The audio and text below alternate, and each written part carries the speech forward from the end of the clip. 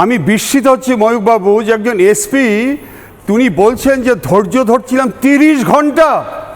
Total রাজপথ আজকে national way আজকে প্যারালাইজড।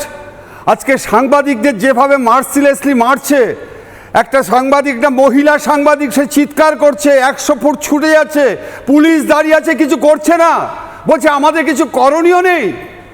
আজকে এবিপি আনন্দ বলুন, 24 ঘন্টা বলুন, আজকে আর বাংলা বলুন, আপনি প্রত্যেক সাংবাদিক তারা হচ্ছে গিয়ে আজকে সংবাদ পরিবেশনা করে মানুষের কাছে আজকে হাজির করবে এবং পুলিশও যথেষ্ট ওখান থেকে সোর্স ইনফরমেশন পায়। আপনি বলুন তো, ভাঙরে যখন অ্যাকশন হচ্ছিল পুলিশ কমিশনার ছুটে যায় রাত্রে, আর 30 ঘন্টা ধরে কোনো অ্যাকশন নেই।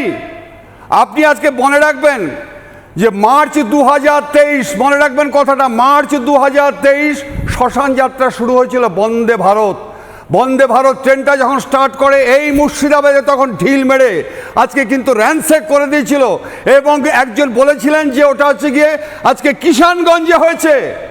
লজ্জায় মাথা নত হয়ে যায়। আপনি আমাকে বলুন এ কথা যে মনিরুল ইসলাম যে আজকাল হিজ লিডারশিপ, আজকে বিডিও সাহেব, বিডিও অফিস যখন র্যানসেক হয় আজকে তাকে পর্যন্ত অ্যারেস্ট করেনি। এই যে আজকে নামের উপর ভিত্তি করে, আমি বলছি মুসলিম, এরা মুসলিমের হচ্ছে গিয়ে কলঙ্ক। মুসলিম শব্দের অর্থ হচ্ছে শান্তি। আজকে দিনের পর দিন এদেরকে ইন্টেলিজেন্স দিচ্ছে। আপনি পরে দেখুন যে হরগোবিন্দ দাস এবং চন্দন দাসকে যখন হত্যা করে, যারা হত্যা করছিল তাদেরকে আজকে কারা হেল্প করেছিল, হাইকোর্টে রিপোর্ট দিয়েছিল যে ওখানকার রাজনৈতিক নেতারা দাঁড়িয়ে দেখেছে এবং পুলিশ দাঁড়িয়ে দেখেছে একই কারণে। কারণটা হচ্ছে তারা মুসলিম এবং তারা আজকে যেভাবে দিনের পর দিন ইন্টেলিজেন্স দেওয়া হচ্ছে, এরা মুসলিমের কলঙ্ক।